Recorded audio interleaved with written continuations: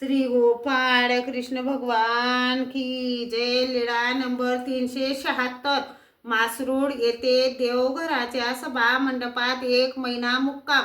साई देवाच्या घरी ब्राह्मणांसाठी एक स्वयंपाक घर होते। तेथे भक्तजनांसाठी भोजन तयार करायचे आणि त्यांच्या स्वतःच्या स्वयंपाक घरात सर्वज्ञांसाठी पाक निष्पत्ती करायचे। गावाच्या पूर्वेस विहीर होती। विहिरीच्या पूर्वेस आंब्याचे झाड होते। तेथे सर्वज्ञ फिरायला जात असत। तेथे 1 महिना मुक्काम झाला। सर्वज्ञ श्री चक्रधर स्वामी खूप दयाळू, मयाळू, करुणाळू, कृपाळू आहेत। आता तुम्ही रोज सर्वज्ञ श्री चक्रधर स्वामींची आरती कराल। आपल्याच्यानं मोठी आरती नाही झाली तर लहान आरती करा। लहान आरती म्हणूया।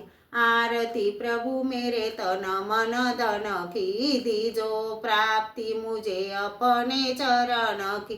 और तेरे से कुछ नहीं मंगना, मैं बंदे का सवाल इतना। गुनेगार प्रभु मैं तेरे चरण का, तेरे बिना मुझे डर नहीं किसका। तेरे बिना मुझे डर नहीं किसका।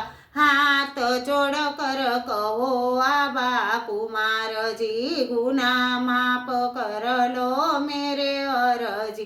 गुना माप कर लो मेरे अरजी।